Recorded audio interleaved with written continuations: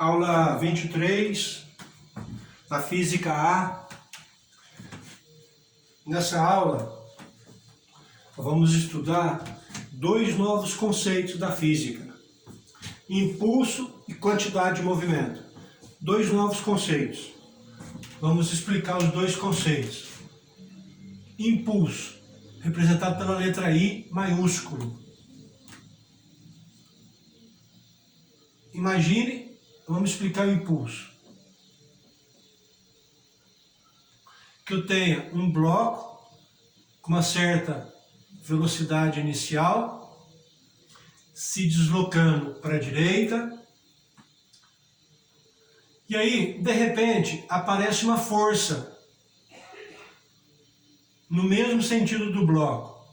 Essa força atua durante um certo tempo. Quando vencer esse tempo, essa força deixa de existir. Nós já fizemos algo parecido com isso, só que eu considerava a distância percorrida pelo bloco, com a força atuando durante uma certa distância. Aí vai dar o trabalho da força F. Aqui eu não estou considerando a distância percorrida. Vou marcar o tempo em que essa força atua. No final desse tempo, o bloco chega aqui com uma certa velocidade final. Como é que se define impulso? Impulso é o valor da força vezes o tempo que essa força ficou atuando. O valor da força aplicada vezes o tempo em que essa força ficou atuando. Aí, todas as vezes que acontecer isso, uma força sendo aplicada durante um certo tempo, a gente pode definir essa grandeza física, impulso. Isso é usado quando essa força aqui é uma força constante. Para força constante. Ou seja, imagine que eu tenha o gráfico da força pelo tempo. E durante o tempo todo que a força atua, ela tem um valor constante. Durante um intervalo de tempo. Pode acontecer dessa força ser variável. Ela pode ir aumentando durante o tempo ou pode ir diminuindo o tempo. Então, para forças variáveis, eu não posso usar essa fórmula, força vezes tempo, porque aqui a força teria que ser constante. Para calcular o impulso quando a força é variável, eu tenho que usar um recurso da matemática, que é recurso dos gráficos. Quando eu faço esse produto, força vezes tempo, tempo está aqui, força está aqui. Quando eu faço o produto, eu não estou calculando essa área que está aqui, essa área entre o gráfico e o eixo X. Então, essa área, ela é numericamente igual ao impulso. Eu vou usar esse recurso da matemática ali. Então, imagine que a força seja variável. Ou aumentando,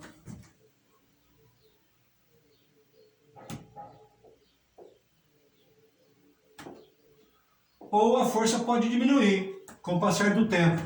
Né? Tinha uma certa força inicial, depois de um certo tempo, a força aumentou. Ou tinha uma certa força inicial, depois de um certo tempo, a força diminuiu. Como é que eu calculo o impulso da força quando ela é variável? Ora, eu vou usar esse recurso aqui. É essa área que está aqui, ó. Essa área entre o gráfico e o eixo dos tempos. Essa área aqui, essa área, ela é numericamente igual ao impulso dessa força. A mesma coisa aqui. Essa área do gráfico, dessa linha do gráfico até o eixo dos tempos aqui, essa figura aqui, essa área aqui, ela é numericamente igual ao impulso. Como é que eu calculo essa área?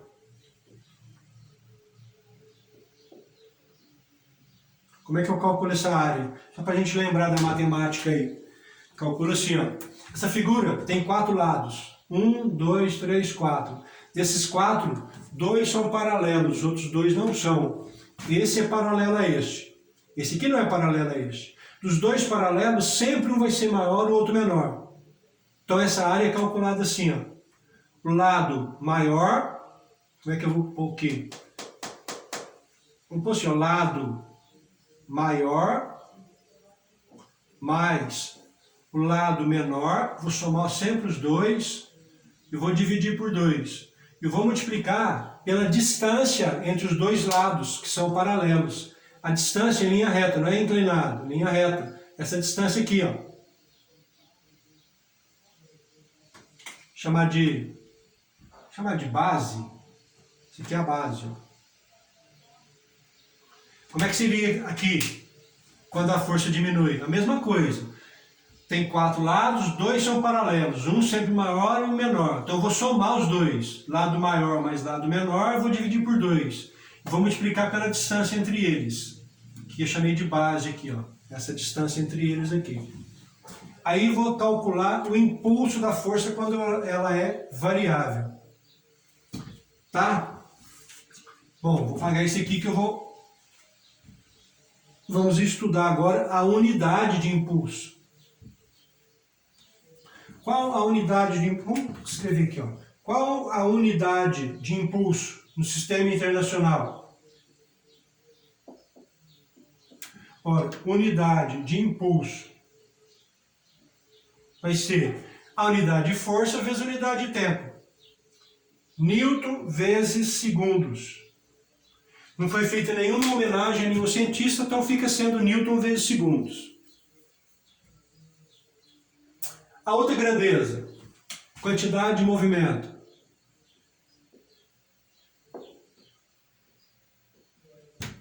Quantidade de movimento. A gente usa a letra Q para representar. Imagine aqui, ó, eu tenho um corpo, uma certa massa e uma certa velocidade. Nós sabemos que podemos definir para esse corpo energia cinética, né? Massa vezes velocidade ao quadrado por 2. Mas também podemos definir a quantidade de movimento desse corpo. Quantidade de movimento é massa vezes velocidade. É definido massa vezes velocidade como quantidade de movimento.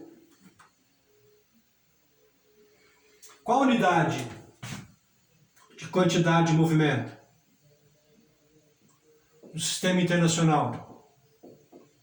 Ora, a unidade de quantidade de movimento vai ser a unidade de massa vezes a unidade de velocidade.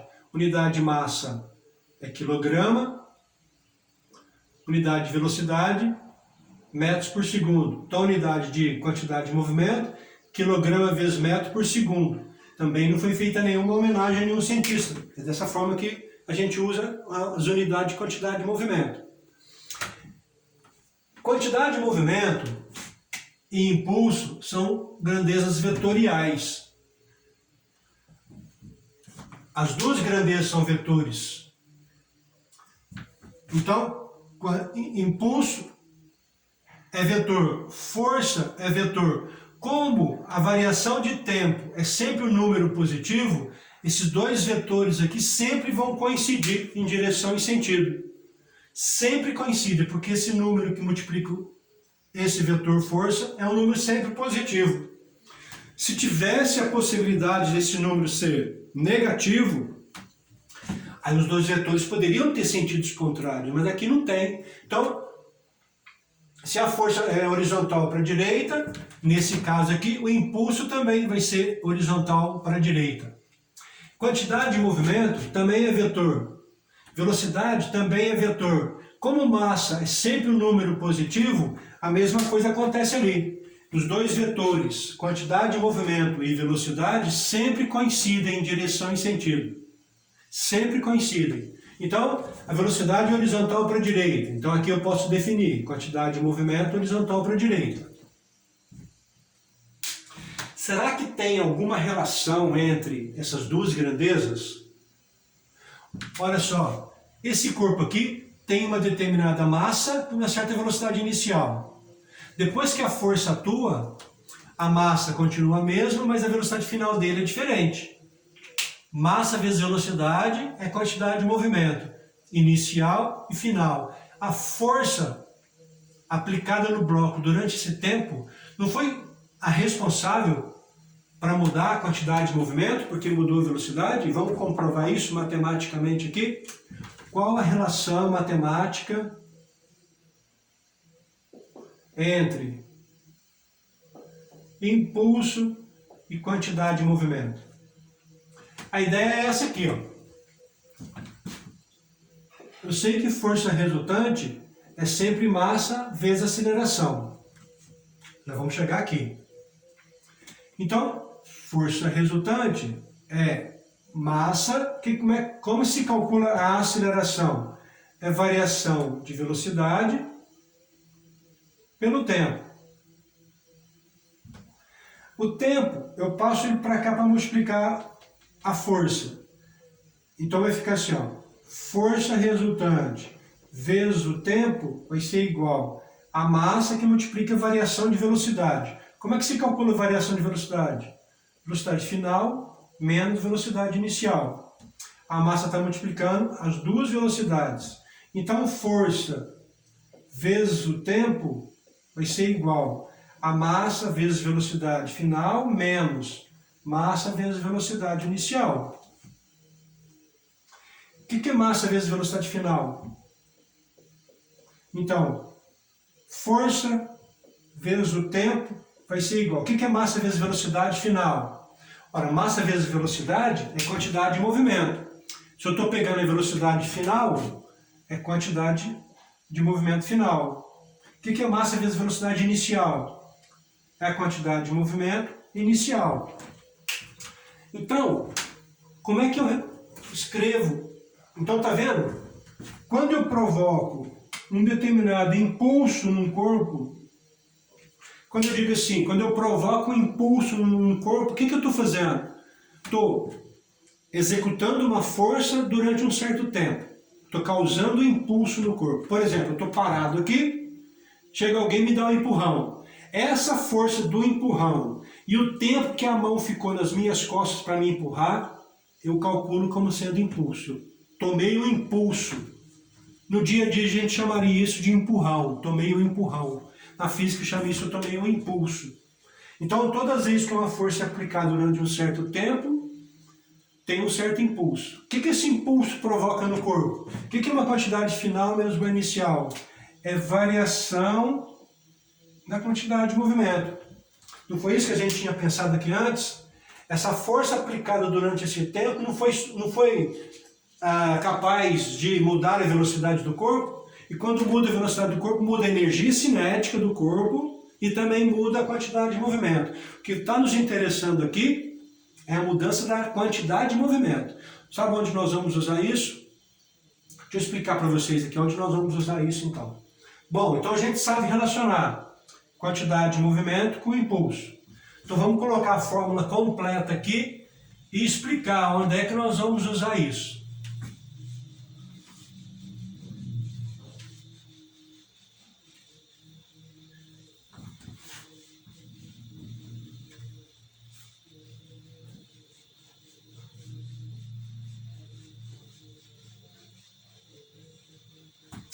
Então é assim.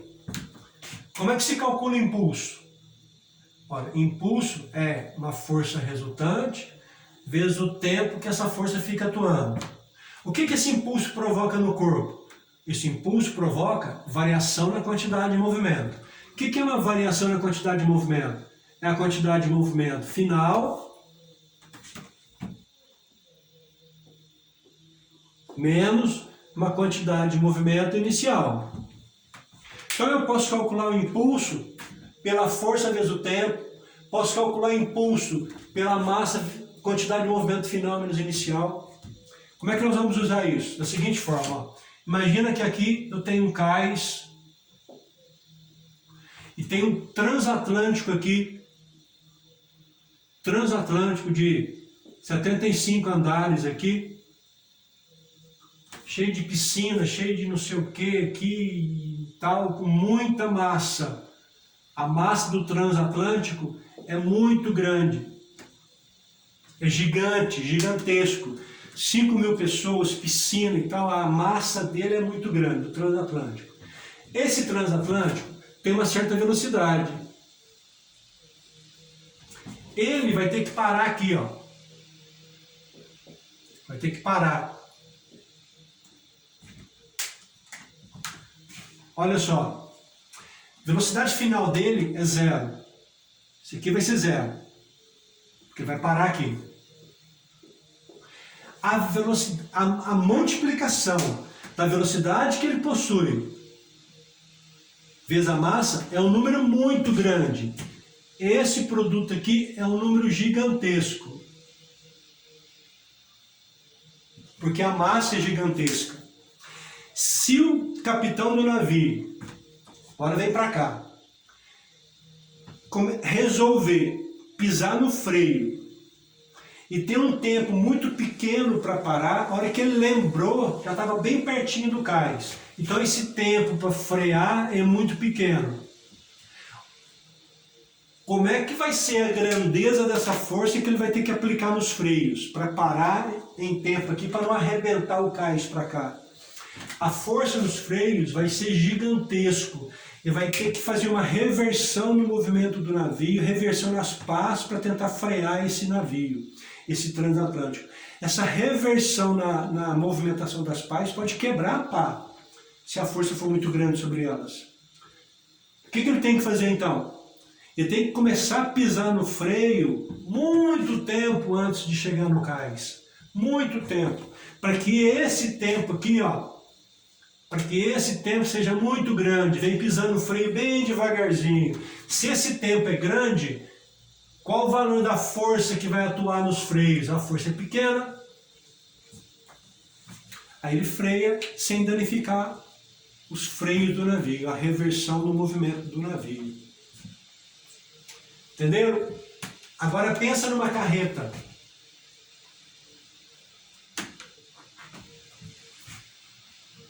Uma carreta. Tem uma carreta aqui, trucada,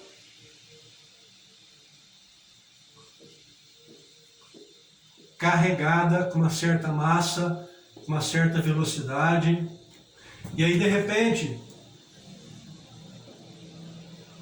uma criança atravessa a rodovia na frente da carreta. Qual estudo físico que nós temos que fazer? Não vamos falar de criança, não. Sei lá, alguma coisa atravessa aqui que o piloto tem, que o motorista tem que pisar no freio para não atropelar. Não, tem uma lombada. Uma lombada gigante aqui e o motorista não sabia. Ele tem que pisar no freio, senão vai detonar as rodas, os eixos, vai detonar tudo. Ele tem que pisar no freio para parar. Então, para parar aqui, isso aqui é 0. Agora imagina, uma carreta com uma massa que é bem menor do que a do transatlântico, mas a velocidade da carreta é maior. De tal forma que esse produto aqui vai ser um número grande. Olha agora, se ele tem que pisar no freio, no reflexo, o tempo é muito, muito pequeno. No reflexo, esse tempo aqui, ó, é muito pequenininho. O que vai acontecer com a força nos freios? Gigante. Aqueles freios que apertam o eixo da roda para parar, pode arrebentar tudo, pode aquecer tanto, pode gerar tanto calor, pode queimar tudo e o cara não consegue parar. Detona o sistema de freio. O que tem que fazer então? Tem que visualizar essa lombada aqui antes para vir pisando no freio. Esse pisar no freio seja bem grande, ganhar tempo, para que a força que atue nos freios seja uma força pequena, de tal forma que esse produto aqui seja igual a esse produto aqui, ó, sem danificar freio. Uma outra coisa, o airbag. O airbag foi idealizado pensando nessa ideia. Quando vem um carro,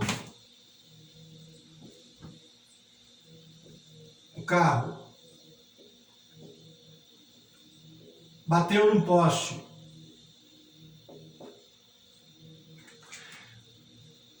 o que acontece com as pessoas dentro se não tiver com o cinto de segurança? Primeiro o cinto, depois o airbag. Se não tiver com cinto, se não tiver com cinto de segurança, o que vai acontecer com essas pessoas? Elas vão ser projetadas para frente. Vocês já ouviram falar, vocês já conversaram com pessoas que sofreram acidentes de carro? Elas geralmente dizem assim: a coisa foi tão rápida que não deu tempo de pensar, não deu tempo de fazer nada. E é isso que acontece, é muito rápido. Então ela está sentada no banco do passageiro, ela vai ser projetada para frente, ela pode bater a cabeça no painel, a cabeça no vidro da frente, e pode ser uma pancada violenta. Né? Se tem airbag, ela bate a cabeça no airbag, o airbag inflado, né? Bate a cabeça no airbag, amortece no airbag, de tal forma que você está ganhando um tempo para que as forças que vão aparecer, caso você ainda bata a cabeça no painel, a força é bem menor do que seria se você batesse a cabeça direto. O tempo que você ganha em sendo projetado, bater a cabeça no airbag e amortecer amortece enquanto você está com a cabeça no airbag, esse tempo que você ganha aí faz com que essa força aqui seja bem menor. Pode ser que não cause nenhum trauma, nenhum problema físico assim pela pancada. Certo? Acho que é isso. Bons estudos.